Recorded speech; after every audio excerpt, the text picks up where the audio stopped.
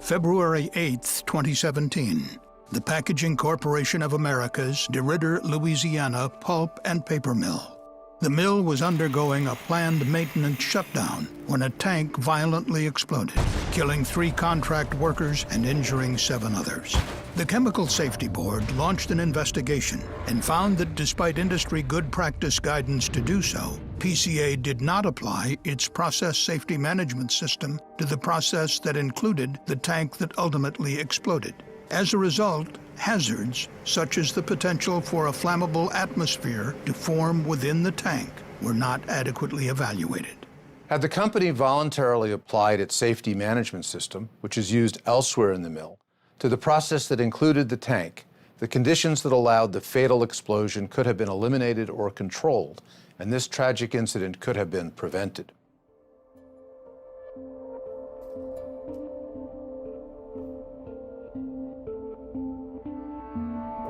PCA's DeRidder mill produces container board that is used in products such as boxes and container board displays. The container board is made from pulp produced at the facility.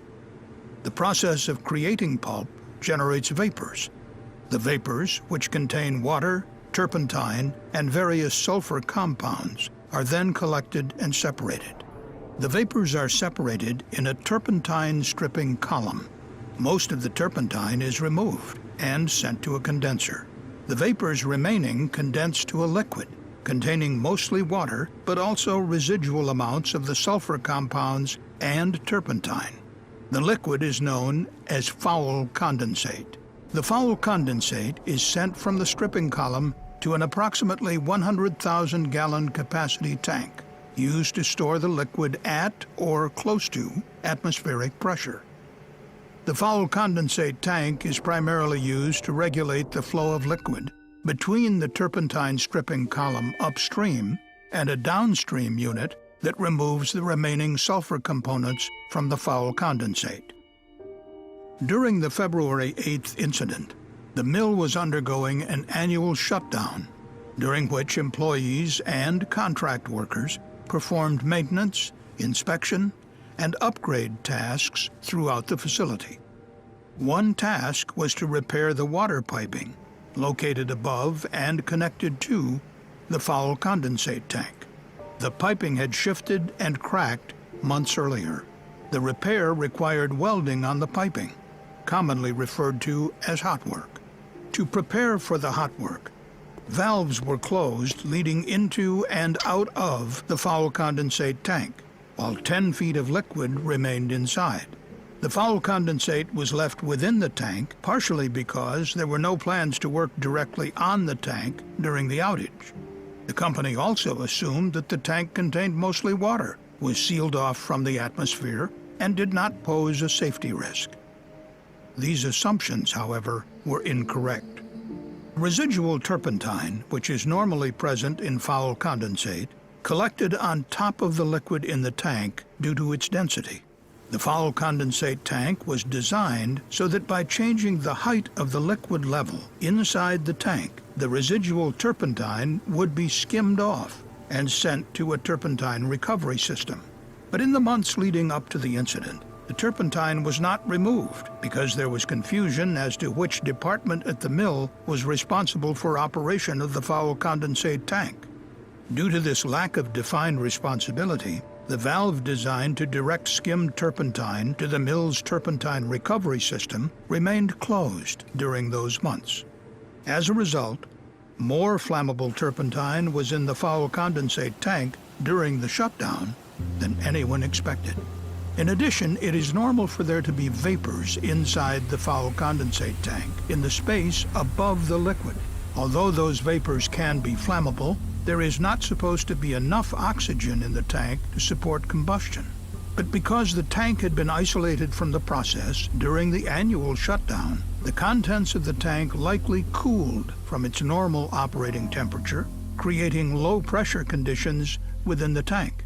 This most likely triggered a relief valve on the tank's roof to add more air to avoid damaging the tank from a vacuum created by low pressure. The vacuum relief valve was likely one of the few potential sources that allowed enough air into the tank to create an explosive atmosphere. The day before the incident, in preparation for repair, the water piping was isolated from the foul condensate tank and the rest of the process by closed valves, and the piping was separated physically from the tank. Around 8 a.m. on February 8th, a mill employee used a gas detector to check for a flammable atmosphere in and around the water piping, and found none. The company then issued a hot work permit for the welding work. But even though a flammable atmosphere was not present outside the tank, there was a flammable atmosphere inside the tank. Without knowing that the vapors inside the tank posed a serious hazard, 3 contract workers began welding on the water piping located above it. The CSB was unable to determine an exact ignition source, but it is likely that sparks or molten slag produced from the hot work landed on or near the foul condensate tank, heating up the tank wall or igniting its contents. Or it is possible that the hot work was complete, but as the tools were lowered, a welding torch fell and created an electric arc on the tank or its vent piping. Regardless, the CSB determined that hot work activities likely ignited the flammable vapors and liquid turpentine inside the foul condensate tank. At 11:05 a.m., there was a massive explosion. The tank separated from its base and launched up and over a 6-story building, landing approximately 375 feet away. 3 people were killed and 7 were injured. All were contract employees working near the foul condensate tank. In our investigation, we found that PCA missed opportunities to identify, evaluate, and control the hazards that led to the explosion. That is because a process safety management system was not applied to the process that includes the foul condensate tank. OSHA's Process Safety Management, or PSM standard, requires facilities that use highly hazardous substances to have a process safety management system in place to protect workers from catastrophic incidents. But this safeguard was not required for most of the process system that included the foul condensate tank, known as the non-condensable gas system.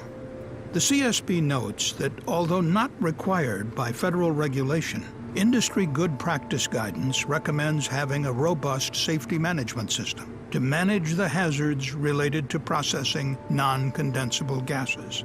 But despite these recommendations, PCA did not voluntarily apply its process safety management system required by OSHA elsewhere in the mill to the non-condensable gas system. As a result, PCA never conducted a process hazard analysis of the non-condensable gas system. A process hazard analysis, or PHA, is a comprehensive assessment of potential hazards involved in an industrial process. A properly conducted PHA likely would have identified and called for elimination of the flammable atmosphere inside the foul condensate tank during the annual shutdown. On the day of the incident, the 30-foot tall tank contained a liquid level of about 10 feet, and PCA employees thought that the remaining 20 feet of vapor space lacked enough air to support combustion. But a PHA could have recognized the potential for air to enter the tank and create a flammable atmosphere, which could have identified the need for the company to implement effective safeguards to prevent an explosion. For example, the tank could have been drained and purged as part of the annual shutdown. Steve Salman is Assistant Director of the Health, Safety and Environment Department of the United Steelworkers, the union which represents PCA employees. Decisions were made to not drain, flush, and leave the foul condensate tank open, and that is different than what it's been in the past. Our members felt that needed to be done. We believe that had the tank been drained, flushed, and left open, that could have helped prevent this unwanted event.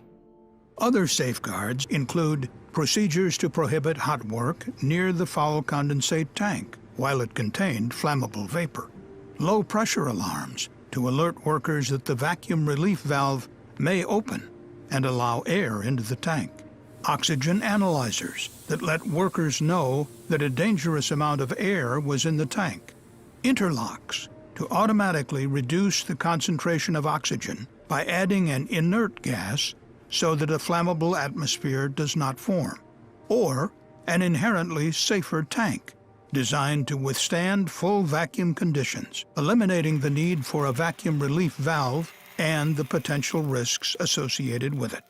The foul condensate tank was located between two operations areas, the pulp mill and the powerhouse.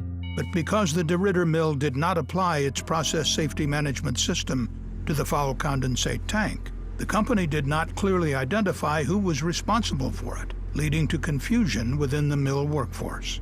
Over time, this ambiguity led to few operators knowing much about the tank, its contents, and its explosion potential. Training and education needed to be provided to the operators and workers in the area. Workers were not aware of the hazards. They were not provided with that information. They felt that this tank would not be an issue. In its final report, the CSB provided safety guidance to pulp and paper mills that operate non-condensable gas systems, which includes all foul condensate tanks. The guidance includes: apply effective process safety management systems to non-condensable gas systems using good practice guidance. Consider expanding the boundaries of process safety management programs beyond the units covered by OSHA's PSM standard. Apply industry standards for explosion prevention and safety interlock systems. And provide workers with periodic training to ensure they understand all process safety hazards applicable to areas of their responsibility, including the safety conditions needed to permit hot work. Also, in its final report, the CSB reiterated a 2002 recommendation to OSHA to revise the PSM standard to cover atmospheric storage tanks that could be involved in a potential catastrophic release as a result of being interconnected to a covered process with 10,000 pounds of a flammable substance. That recommendation has not yet been implemented, and explosions like the one at PCA continue to occur. We urge OSHA to act on this important safety recommendation to prevent future incidents. What's unique about pulp and paper mills, it's not just a mill that makes paper. It needs to be viewed as a chemical plant that makes paper and handled in that fashion around process safety management to prevent tragedies from happening. Preventable incidents like the one at PCA reveal flaws in a facility's process safety management system. We believe our safety guidance and recommendation for stronger OSHA safeguards will help prevent these tragic incidents. Thank you for watching this CSB safety video. For more information on the CSB's investigation, please visit csb.gov.